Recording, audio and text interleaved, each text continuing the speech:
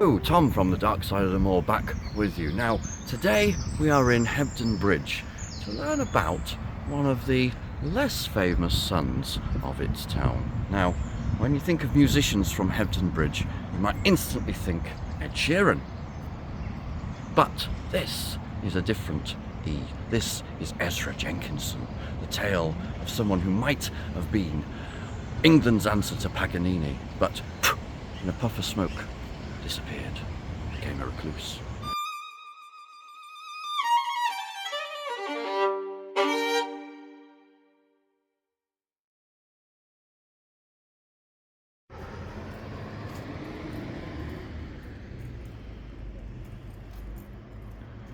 So, Ezra was born here in August 1872 on Commercial Street.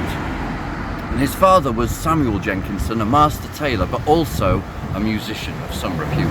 And his mother was his father's second wife, and she was from the Kitchen family, who were also in the fustian trade, shoemaking trade, and sheet music sales.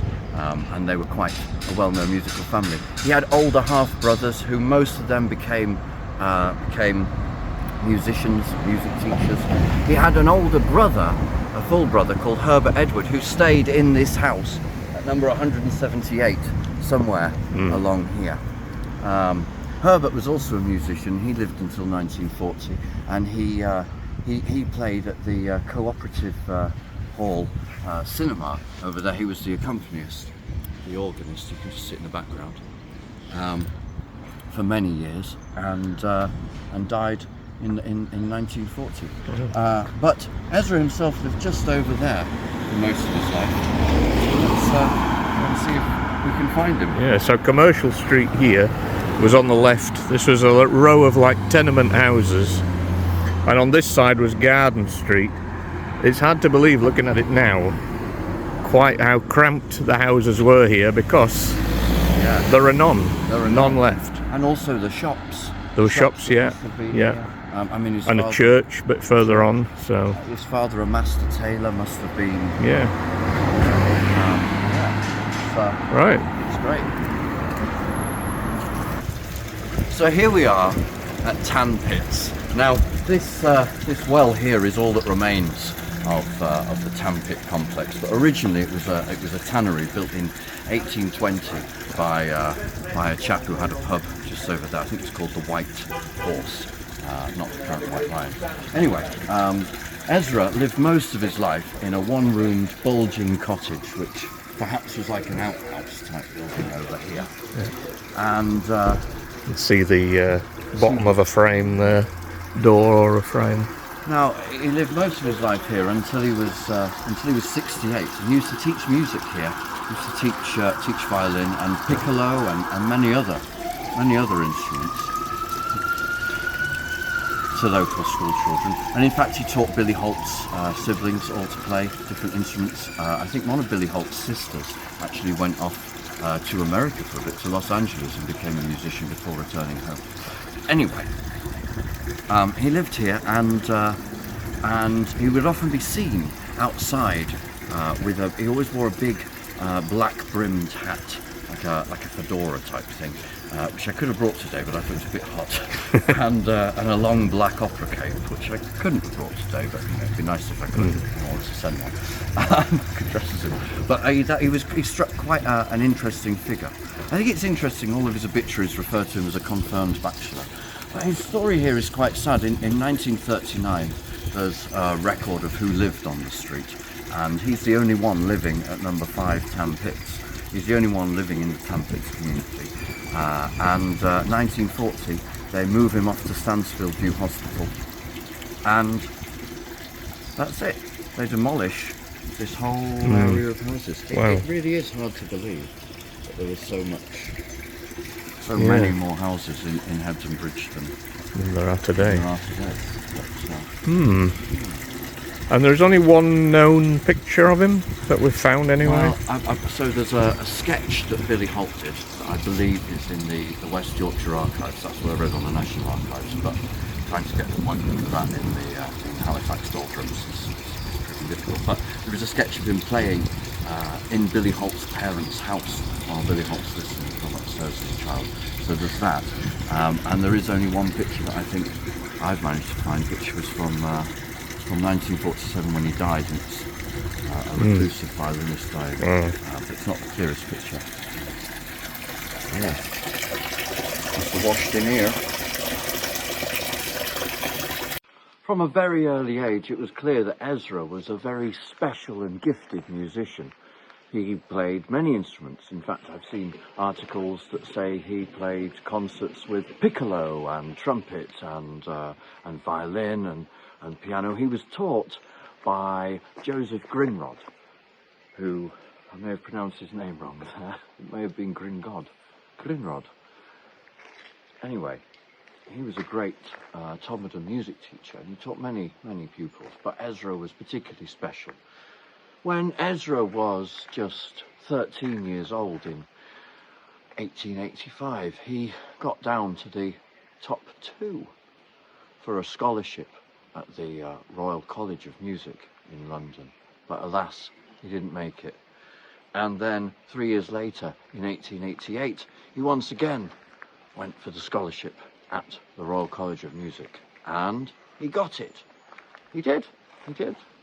But somehow he managed to convince the townsfolk of Hebden Bridge and Todmorden, the knobs of the town I mean, to provide him with money to go and study at the Leipzig Conservatoire in Germany, which must have been somewhat more prestigious than the Royal College of Music in those days. Well, you can imagine all those classical musicians, they all came from Europe, didn't they? They didn't come from London. So off he went. And there he trained for 7 years under the tutelage of Professor Reinecke, who I think taught many people. Yes, it was a great conservatory. Try it.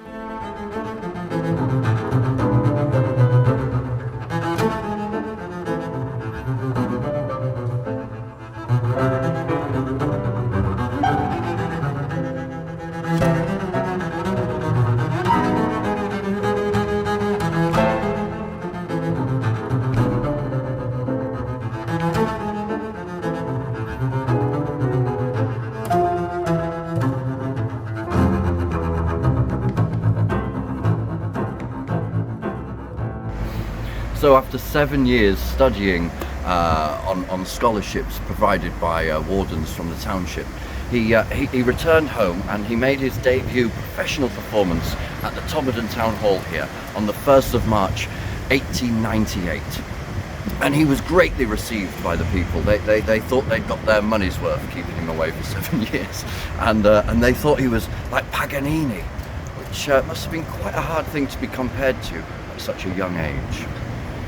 So this was the location of the old Co-op Hall on Dale Street, and on the 12th of March 1898, just after his appearance at the Town Hall, he makes another appearance with Madame Sterling, who must have been someone quite great. In fact, she was going to sing you The Way of Life, amongst other hits. Anyway, he was performing, and he was closing the concert party, and as he was performing, just as he was about to finish the piece, a string snaps, and of course he's devastated, and the audience are baying for him to come back because they think he's brilliant still, and they bay and eventually he does come back on stage and he bows, and it's all. The next night he comes down here, down Dale Street, roaring up in a horse-drawn cab, and he gets to the Co-op Hall, and he can't get out. He bolts out of the cab, and runs off into the night. And Madame Sterling herself, it is said, had to go and find him. And of course, he did come back and perform that evening, and he performed stellarly, even better than he had the night before. No strings breaking. But that was the last he ever performed. Wow. With stage fright and that's anxiety and anxiety. Yeah. People who knew him, Billy Holt, who knew him later in life, said that he had a fragile ego, but he would perform for friends, but he would never perform again in public. The biggest fan of Ezra Jenkinson at least during his lifetime, was a chap called Arthur Crowther. Now, Arthur lived in a house here at the far end of New Mill Dam, somewhere there, which is no longer here. And, oh, you saw a fish jump. Anyway, at New Mill Dam, there was a mill, Causeywood Mill, and over on the right-hand side, there was a row of houses called Mouse Nest locally, but also Mount Pleasant. Anyway, Arthur Crowther lived there, and he was a massive fan of Ezra. In fact, he spent 40 years, did Arthur, as the choir master and organist at Wainsgate Chapel, just up there.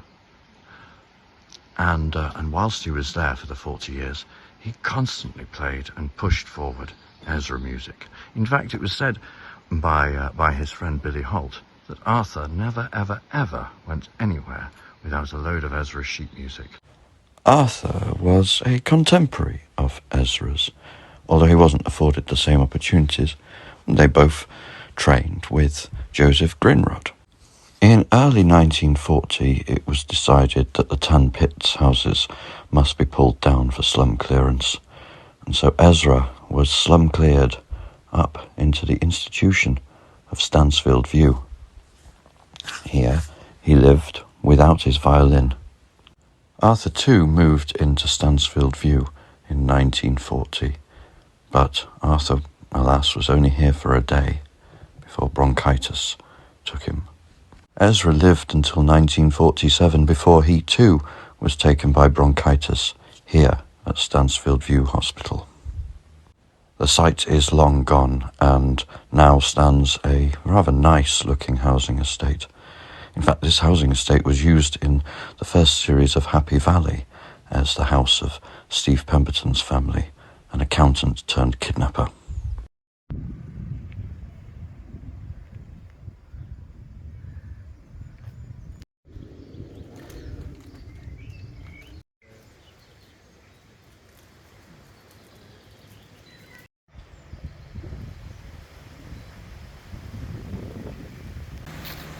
So, on a cold January day in 1947, Ezra made his final journey here to be buried with his family. Now, it was absolutely hecking it down with snow, and in fact they had to, after the service at Hope Baptist, they had to remove the hearse from the remove the coffin from the hearse that they ditched somewhere over there at Peckett Well. And of the mourners, of the 7 mourners, they managed to drag the coffin, carrying it through the snow, which was up to their calf, according to Billy Holt. He was one of just 7 mourners. And it seems quite sad to me that someone who had so much talent, so much promise, or just anyone, would end up being buried here, just 7 people watching on a cold January day. Anyway, let's see if we can find his grave.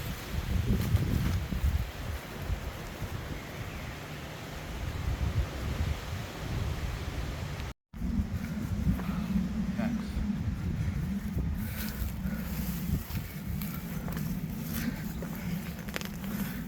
We've got some other Jenkinsons buried here. But here we have Esther Ann, who was the first wife of Ezra's father. She's the first wife of Ezra's father. And right at the bottom, we come down to Samuel Jenkinson, who died in 1895. Well, we know that is Ezra's father because in the newspapers he comes back for the funeral from Leipzig. Hannah Jenkinson, his wife, she later on lived with his older brother Herbert Edward and died in 1919, aged 89. That was his father's second wife and his mother. And we know that Ezra is in fact interred here, although he hasn't been chiselled on the grave. I also think his brother Herbert Edward is also buried here, and he doesn't appear either. And he died in the 1940s, so a few years before Ezra. So perhaps there was some reason for not adding the names, but certainly there's a lot in here, though. Yeah. And potentially this one next to it is a relation. Probably a relation. Yeah. Sun is just in a bad place, but I'll just move in a bit nearer. Hopefully you can see the names. So, a rather sad tale, but one I can certainly relate to. I've suffered with stage fright for most of my life, although I'm not a genius fiddler. I am a world champion living statue. I mean that most sincerely.